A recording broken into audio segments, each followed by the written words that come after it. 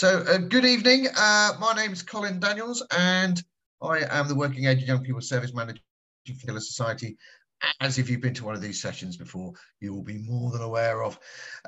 So this has, as the emails that you all got, sort of more of a working age focus, but we are talking about Charles Bonnet syndrome tonight. So everybody is welcome. Because it does affect everybody, it doesn't matter on age, and actually it doesn't really matter on condition. I've been hearing about this for many years. When I used to work for a charity called Action for Blind People, and meet lots of people who had this condition alongside their macular disease. So as always, we have a speaker who we've got Robin Walker, who's going to talk about CBS in a bit. We're also by Jerry Hode, who's the research manager for the Macular Society. So good evening, Jerry. Good evening, Colin. Good evening, everybody. How are you doing? I'm fine, doing thank okay? you. Yep. I will help you out with the questions. Brilliant. Yes, absolutely fantastic. Which leads us on perfectly onto the next bit, which is, Robin's quite happy to take some questions after he's had his little presentation. So if you've got any questions for Robin that pop up, just pop them in the chat function, and Jerry will go through them at the end, or not really at the end, but halfway through generally. I'm just blathering on today. My problem is I'm stuck in a hotel room in London and not spoken to anybody for about 3 hours, so I'm sort of just rattling on. Anyway, so that's the thing to do. Don't worry, well, it's a full webinar package, so you can't share your screen or do anything like that, so just sit back and listen. Now, as always, in the background as well, running things and keeping things running smoothly is my PA Jess, because it's just easier for her to keep her eyes on things than mine. So occasionally you might just hear another disembodied voice, and that will be her. And that's about it really. This is our third session this month, year rather, and all the previous ones, as you know, are available on our website and our YouTube channel, but we'll get back to that a little bit later. Anyway, good evening, Robin. How are you? Yeah. Hello, Colin and all. Yeah, I'm fine, thank you. Jolly good. This is the first time I've joined one of these, and I haven't used Zoom for quite a long time either. Well, I'm sure we'll muddle through. Anyway, I might just hand over to you then, if you just want to do whatever you like, share your screen, introduce yourself. Fantastic. Right, I'll try and hit the right buttons, and hopefully I have now got some slides. These are partly just for me as a sort of memory aid as much as anything else, but basically, I'm Robin Walker. I'm an academic based at Royal Holloway, University of London, which is based to the west of London in Surrey. And I've had a sort of association with the Macular Society for about 10 or 11 years, starting with the development of the MD EV Reader app that some of you may have tried or be aware of. It's an iPad app that scrolls text as a reading aid. The Society have been using it, certainly in the past, as a training aid for steady eye strategy and eccentric viewing. And we have a web-based version of it called EV Platform. And they're both free, but I think the reading app has dropped off the App Store for some technical reasons that I'm not fully sure about. Today, I'm not going to be talking about reading at all, but I'm happy to take questions at the end about reading and the reading app as well. But we have a new or recently funded project on Charles Bonnet syndrome, funded by the Society. And it is designed to, it's a pilot study evaluating 2 simple therapies that are recommended for people with Charles Bonnet syndrome. It started in October, and we are just about ready to go and start piloting it with a couple of volunteers. And I'll talk through what's involved in a moment. So the title of the study is Evaluating Therapies for Visual Hallucinations in Charles Bonnet Syndrome, and it's a web-based pilot study. So I'm one of the investigators on the project. and we have a fantastic research assistant, Rhiannon, Rhiannon Tate, who's based at in South London. She actually works at the Eye Hospital in Croydon. She's a cognitive behavioural therapist, and she works part-time on this project as well. She can't join us today, unfortunately. She's somebody else with internet issues. Apparently she's been cut off now by Sky for a couple of weeks, which is one of the reasons why we're slightly delayed starting this study. I have two co-investigators who are Professor Dominic Fitch, who, if any of you, have heard talks about Charles Bonnet syndrome, it was quite possibly by him. He's sort of the world leading expert on it. He's a professor of visual psychiatry. He's an expert in visual perceptual disorders, and he's based in South London, in the South London Maudsley NHS Trust. So he's one of our co-investigators. The other one is Professor Lynn Ellett, who's a clinical psychologist based at Southampton University. So that's the study team. Charles Bonnet syndrome, if I'm not completely sure of my audience, so I don't know how familiar you are with it. I'm assuming you are. But visual hallucinations, I think initially people thought they were quite unusual, quite rare, and it's become much more obvious that perhaps people are either not questioned about them or they're reluctant to report them in case people think there's something wrong with them in terms of, psychiatric condition. But it's thought now that anywhere between 10 and 60% of people may experience visual hallucinations during sight loss.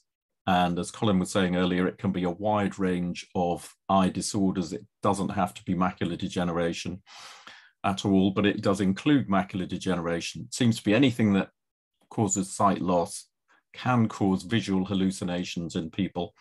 And one of the defining characteristics of Charles Bonnet syndrome is this visual nature of them. So there's no auditory component. And the reports they vary from people see simple hallucinations. So they might be lights and flashes of lights, or visual patterns. Usually some people report seeing some kind of grid, brick-like pattern, colors, or after images. At the other extreme are more complex hallucinations that can be faces or figures, or they might be quite distorted faces, small people, sometimes described as wearing period costume, somebody dressed as a soldier from the First World War or in Victorian dress, for example.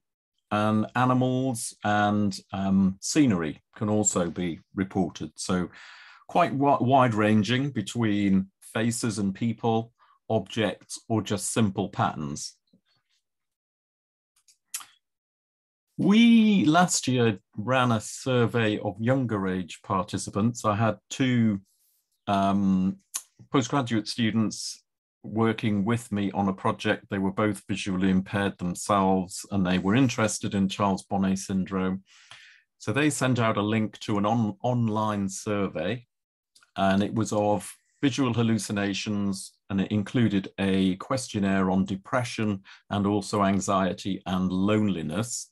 So three different questionnaires, and they targeted people aged anywhere between 18 and 60 years of age. They had 29 people completed the survey. It was quite a long survey, and there was quite a lot of people started it and didn't finish. So we got complete responses from 29. Most of them reported experiencing hallucinations regularly. So 75% of them said daily.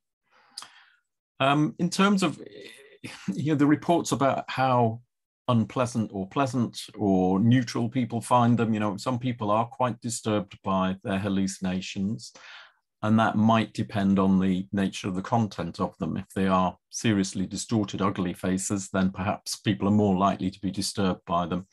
And 35% of the people who responded described their hallucinations as being unpleasant, but 62% said they were neutral. They weren't particularly disturbed by them at all. The results from the depression questions showed that 40% of them were classed as being depressed, that, you know, crossed the threshold scores for being depressed, and another 10% were borderline. So that's 50% of these young people were classified as either depressed or borderline depressed. And I don't think that's necessarily atypical in a sample of younger people who are visually impaired. Around half of the participants were classed as being anxious, and there was people were more likely to describe themselves as having feeling lonely or characteristics of being lonely than would be found in the general population. So quite high incidence of depression and anxiety, and also loneliness in this sample.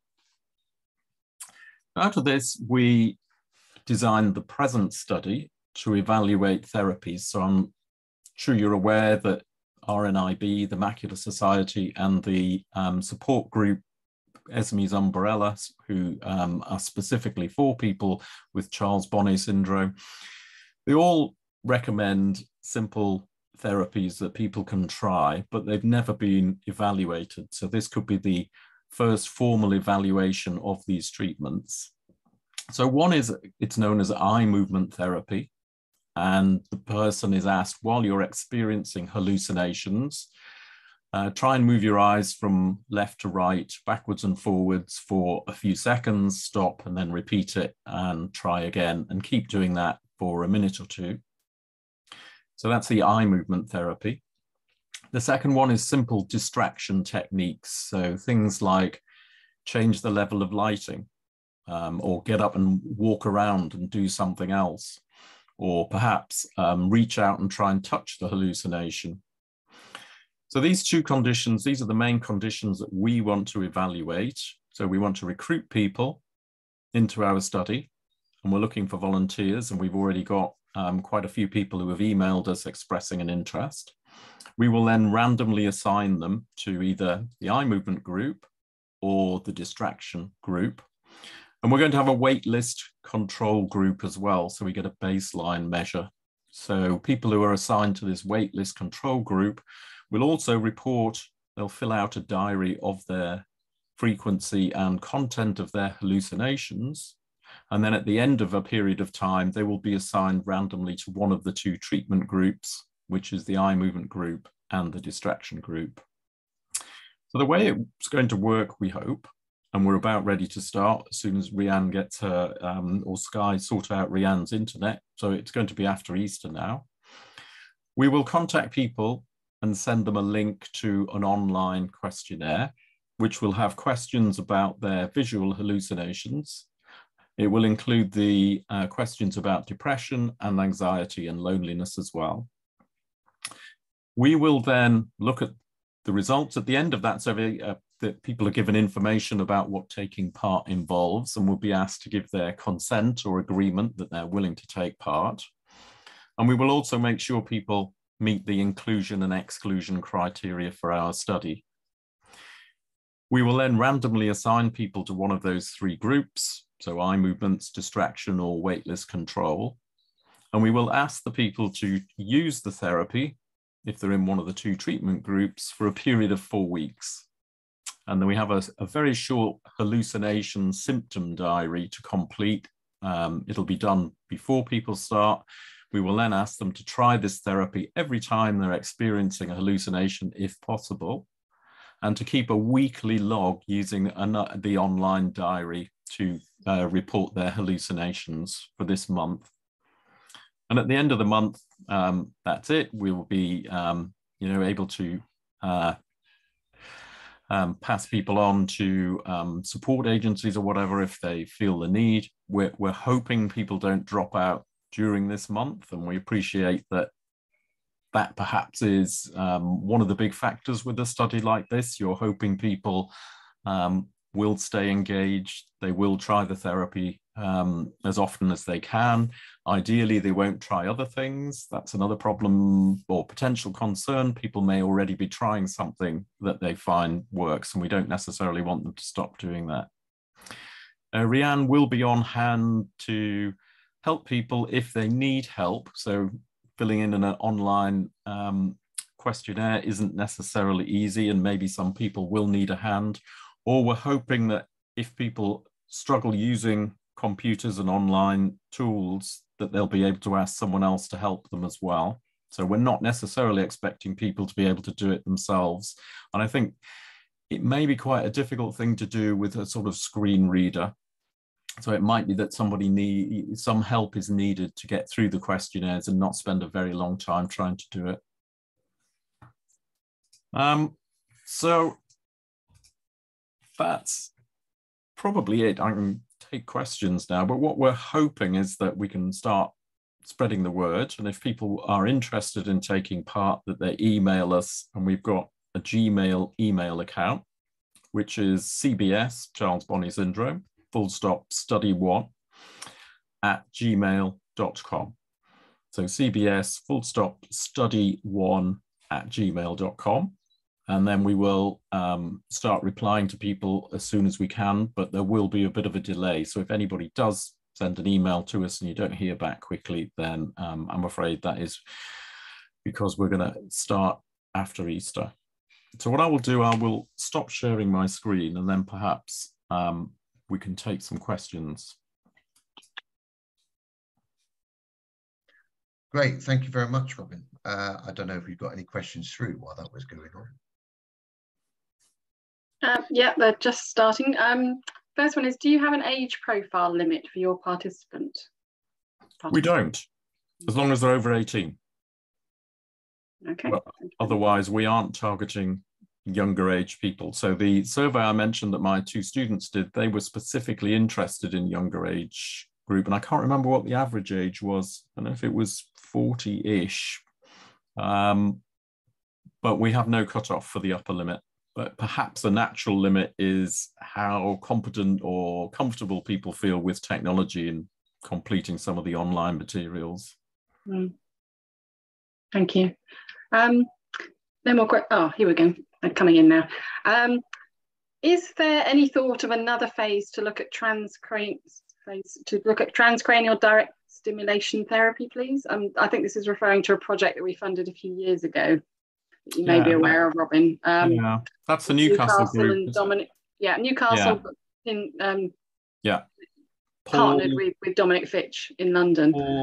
Is it Paul Taylor or Paul? John Paul Taylor. John Paul Taylor, that's it. Yeah, and his associate Kat De Silva, who's spoken from the project quite a few times. Yes. Yep. I know they wanted to continue. Pardon? Yeah, I know they wanted to continue with that work, but I haven't heard much from them. And I was just thinking about it as you were talking, that I need to chase them up and see what they're doing in that area. Because it did seem worth pursuing. That it's Edward asking the question. Edward, I think you kindly were involved with the Reader app a few years ago. So nice to see you. See you in text, if nothing else. So no, that's not part of this. So in listening to Kat De Silva talk about that project, there's a sort of natural limitation in that you've got to have the equipment and you've got to get it to people to be able to test it and evaluate. So we are specifically looking at these sort of simple behavioral interventions that people can do without needing any equipment or kit. And partly because, it is the thing that these are the 2 things that are recommended. Apart from, trying some drug or medication. So yeah, it's not part of this. No, I think I will follow up that with at least with the Newcastle team to see what they're up to, because I know they wanted to carry on that thread and to do a larger study. But I'll check that one out. Okay, another question from Sarah. Will there be criteria on the level of vision loss? So we don't. Some degree of vision loss, I imagine. Yeah, we will want people to have some level of vision loss, and we will want to screen out people who have other conditions that might cause hallucinations. So say, epilepsy or any psychiatric conditions. And some of that will also be linked to wanting people who only have visual hallucinations and no auditory component as well. That will be another limiting. But yeah, we are expecting it to be linked to sight loss. So that will be, there will be some level of sight loss. But I think by and large, my reading is, it does need to be reasonably progressed sight loss before people start to experience hallucinations. Happy to be corrected. That tends to be the case, yeah. Yeah. Okay, so the question is then, I have functional vision loss. Will that still be accepted? Well, I don't know if you want to say if you do experience hallucinations that fit the criteria, but I would have thought so. We haven't got an acuity criteria, or you do? Okay, right. Yeah, I would have thought yes. I'm quite interested to know, I don't know if anybody is willing to say in the chat, people who may be trying something already, because these are really widely publicized ways, the techniques people can try if they do have hallucinations.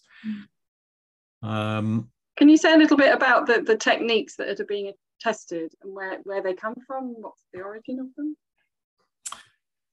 Yeah, the eye movement one, it's really interesting, actually, the eye movement one. So it's a technique that it's called eye movement, EMDR, eye movement desensitization.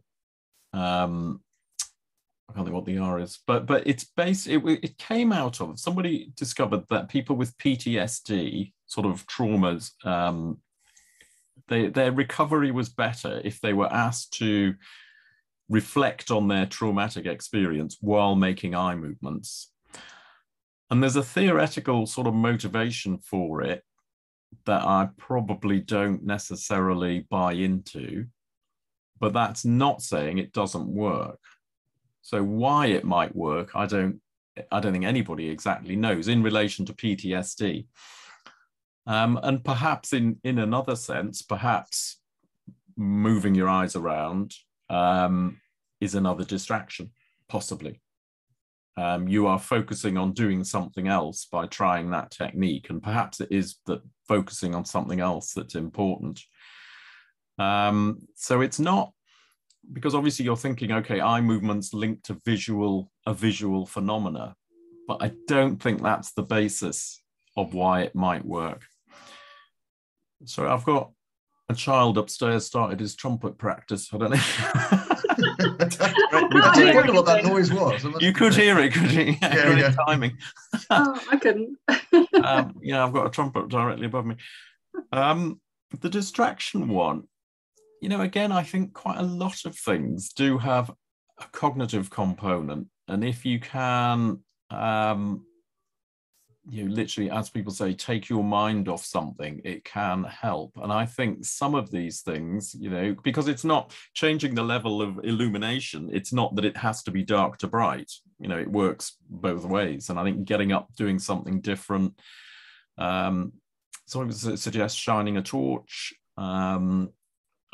so again, I think it does show, as you'd expect, but probably what's happening with the hallucinations is you're still getting some visual input to the visual parts of the brain, but they're lacking a sort of feedback to make sense of what it actually is.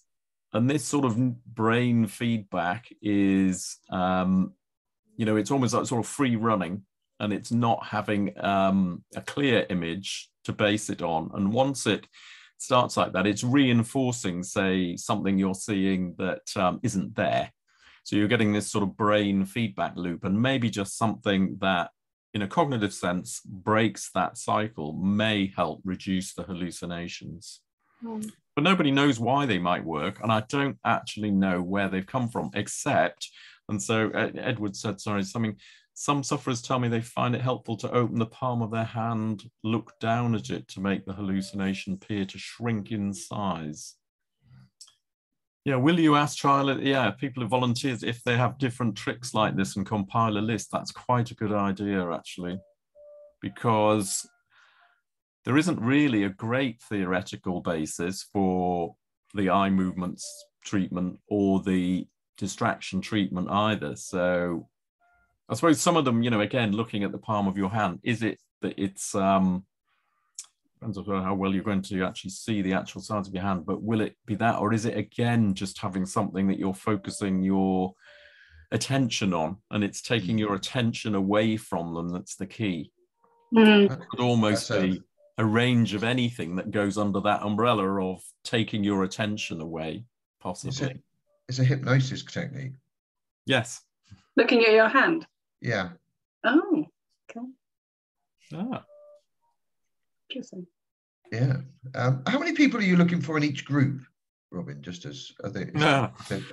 Yeah, as many as we can. Now, that is something, trying to remember that the reviewers of our grant came back and asked just this. I mean, ideally, we would probably like as many as 30 in each group. So you need 90 people to complete it and not drop out along the way.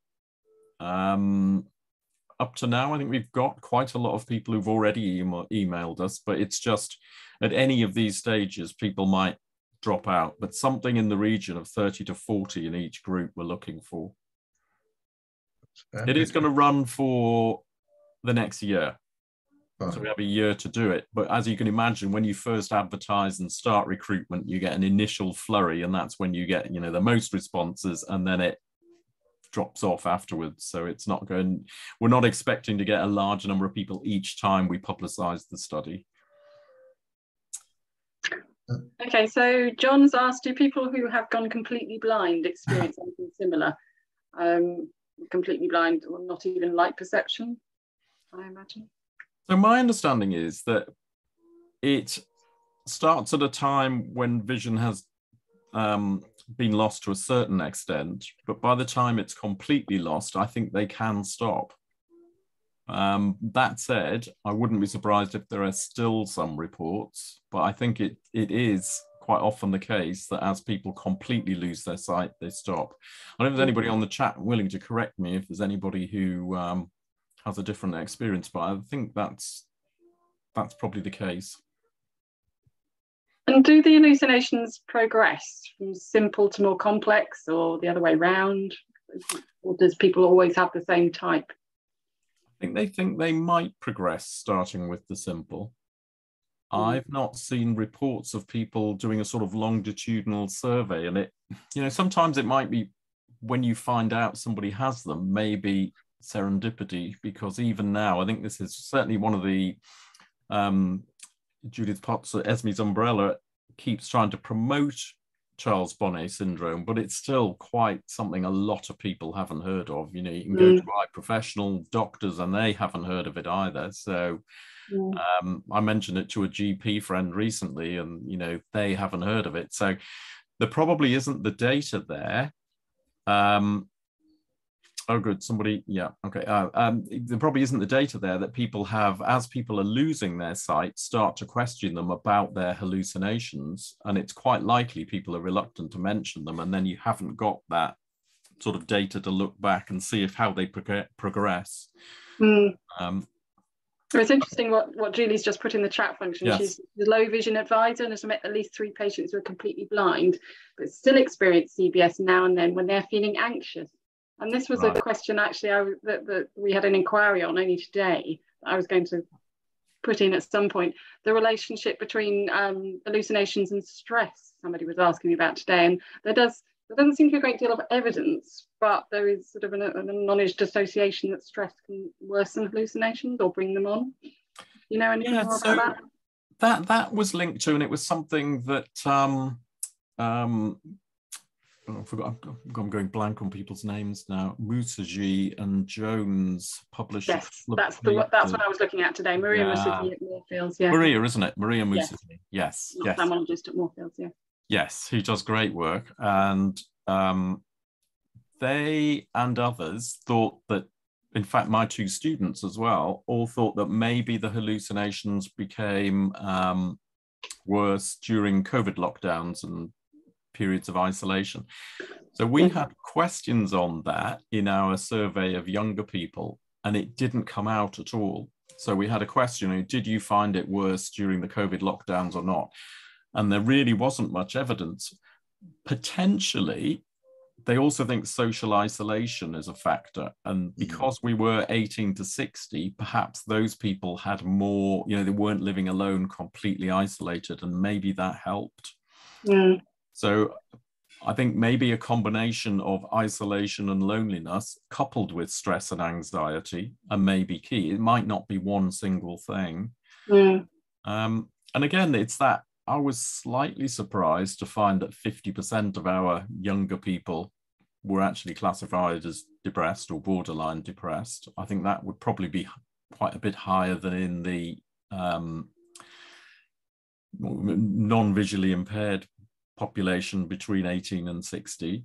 So there is, potentially that association as well. There was a direct link. I remember RNIB did a study years ago looking at the link between depression and sight loss in the working age cohort, and it was higher than in the sighted community. So yeah, and I think we can all understand a whole range of reasons why that might be the case. Yeah. It's funny, the stress thing. I mean, I have Stargardt. I get floaters, and I have had since I was a wee child, 8, when I started. And I do notice that when I'm stressed or a bit tired, because my floaters get bigger and more active and brighter, which is really quite bizarre. Okay. Yeah. I guess that's are they actual floaters that no, I think they're vitreous or no, they're Charles Bonnet. Right. They're just they're okay. They're a part of Charles Bonnet. I'm quite happy to talk about it. So it's not, it's because they're red and yellow, and I can't see bright primary colours. So, and blue, generally blue, yellow, and red, very bright. And not all the time. But not all the time.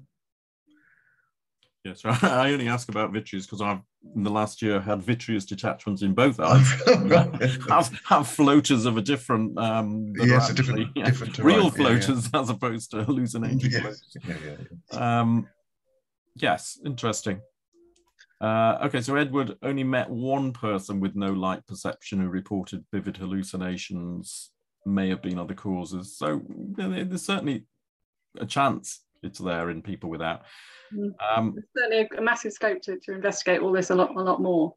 Yes. I feel there's a massive lack of real information on the extent and the length of time as well, because somebody asks about, do they ever stop? And I think originally, I joined the Macular Society about 8 years ago, and people were saying, oh, they don't last very long. And then other people were coming along as we talked about it more. I said, no, I've had them for years. Yes, I think that's the thing. It's just people haven't been asked. Yeah.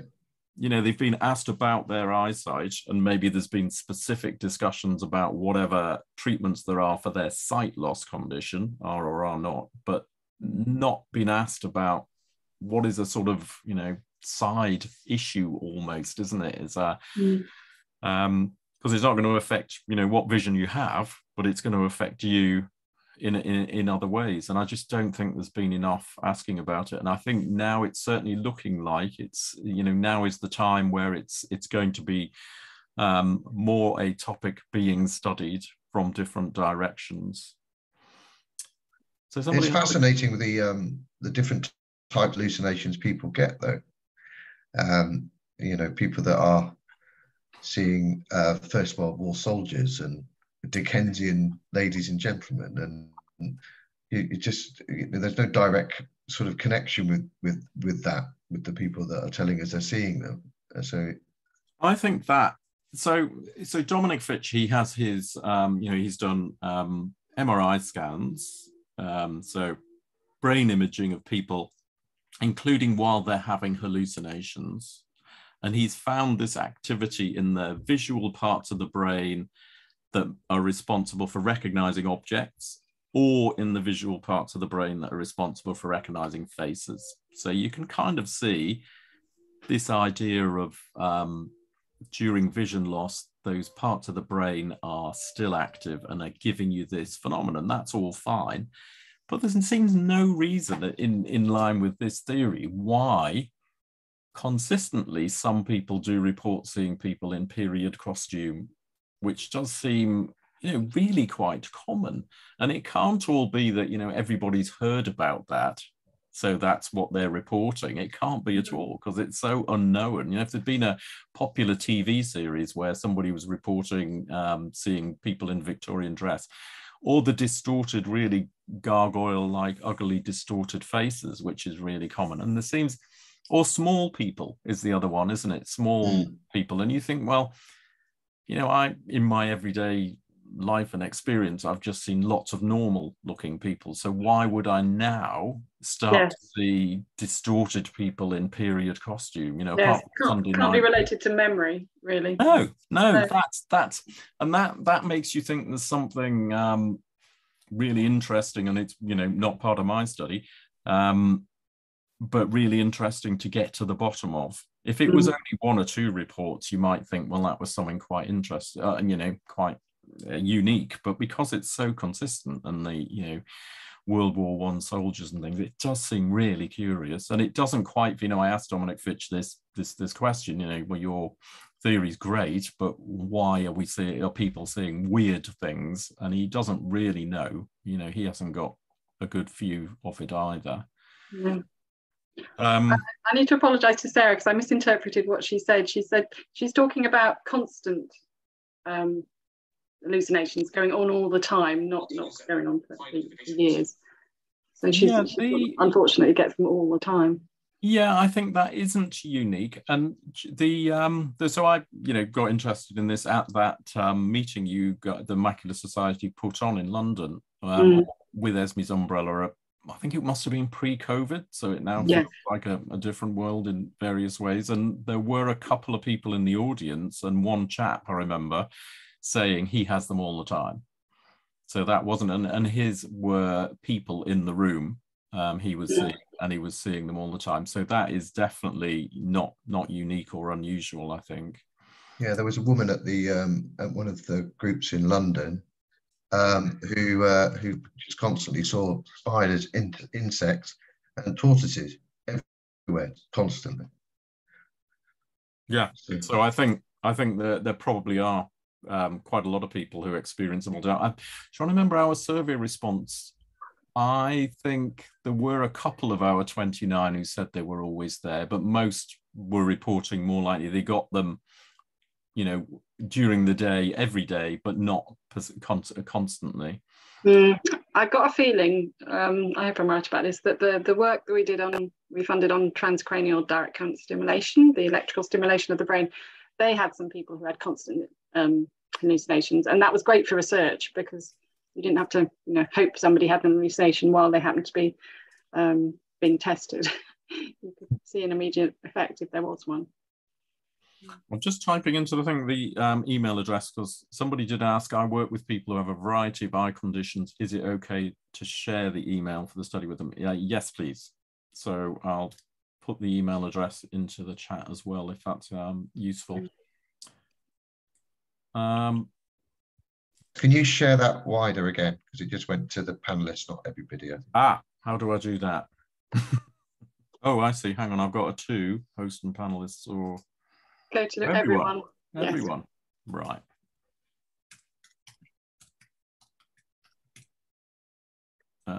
Study one.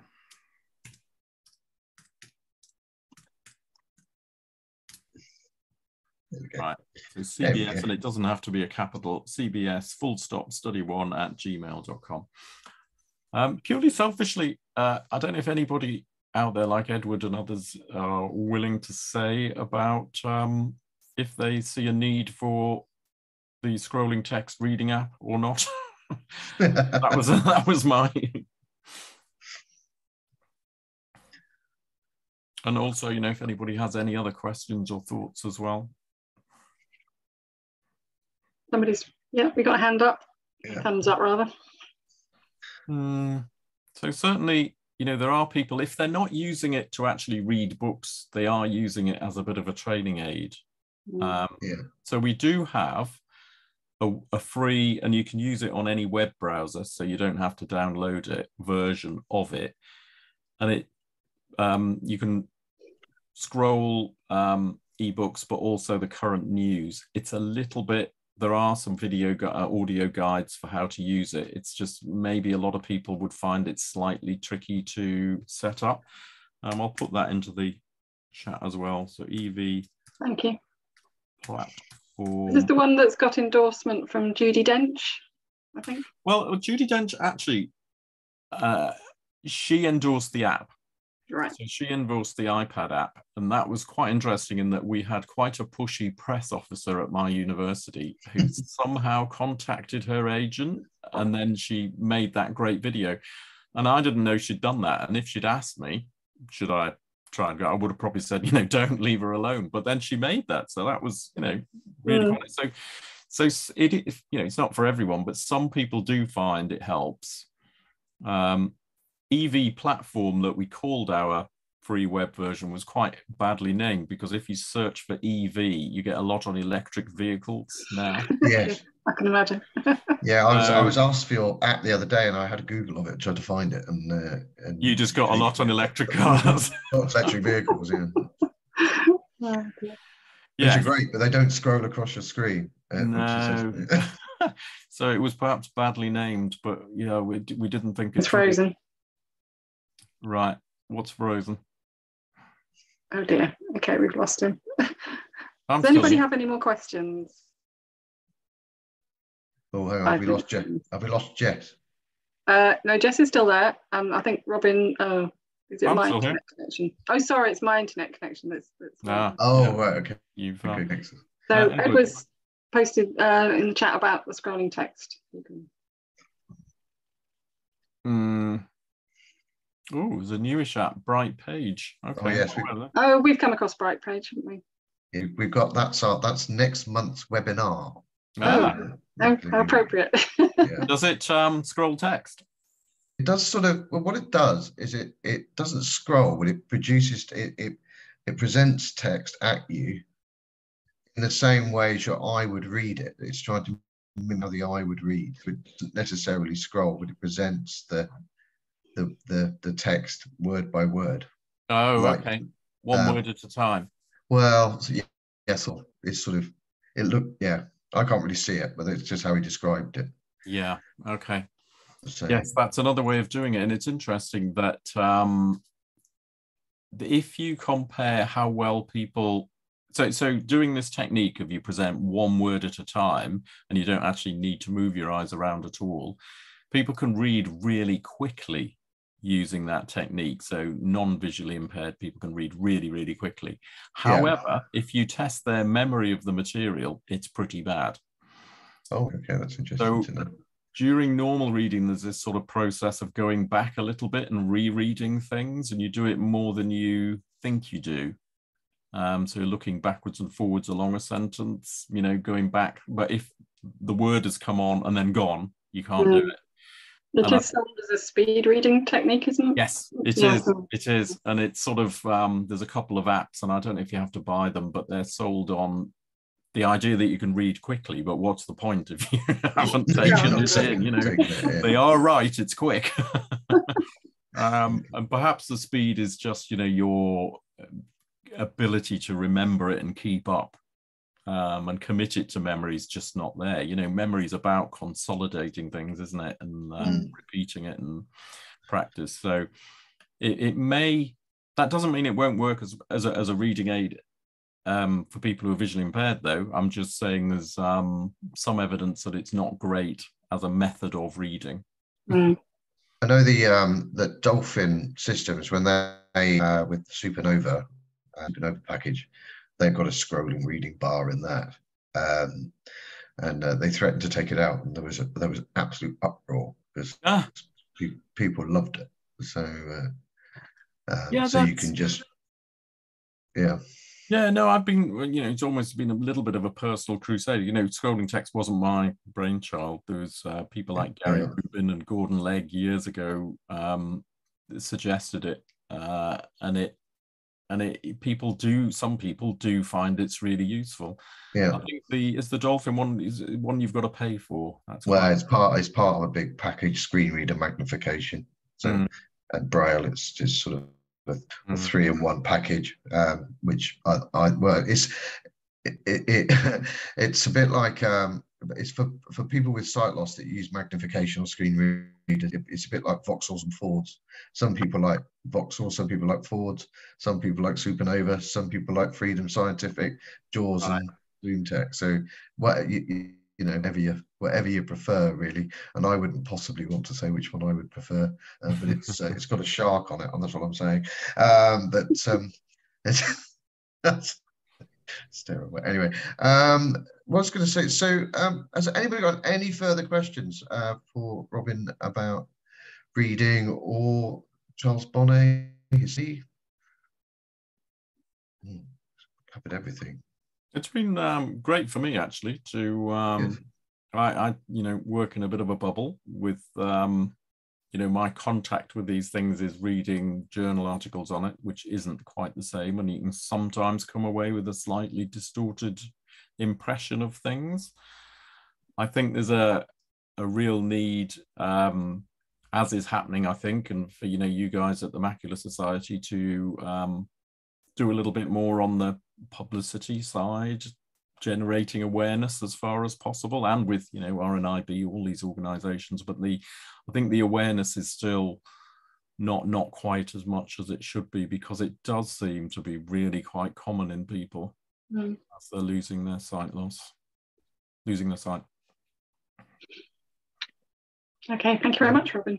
Yeah, absolutely. Just to say that our counselling service, if you are having difficulties with Charles Bonnet, the counselling service to have a therapy group, which when they've got enough participants, they run from time to time, focusing on Charles Bonnet and therapies around it, and a bit of peer support. So if anyone feels like it's getting a bit too much and they want to talk about it in that kind of environment, if you just go through the advice and information line, and they'll take your information and rush you onto the counselling service and pick that up.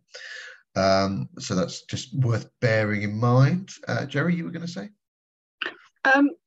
Yes, I was just going to point people to, if they want to take part in any sort of research, we have our research participant database, and we also have a web page on our website where we advertise all sorts of surveys, and there's always something on there if you're interested in. Sometimes you get paid, sometimes you get a little bit of money, £50 or something, for taking part in a survey, but most of the time it's people are very interested in gathering views. So we often point people to that from our e-newsletter. So I'd recommend our newsletter, which apparently goes to about over 50,000 people now.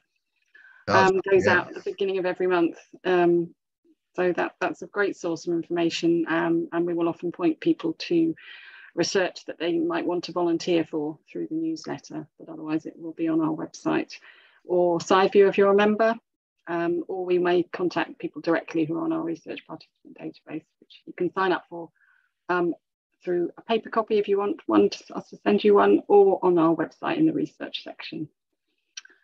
So lots of chances to take part in research if you would like to do that.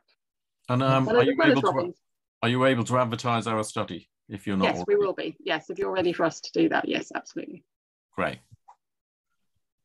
Perfect. So a couple of things I just need to tell you about. So as you know, we've got a backlog now of that's the wrong word. We've got a massive library of webinar content.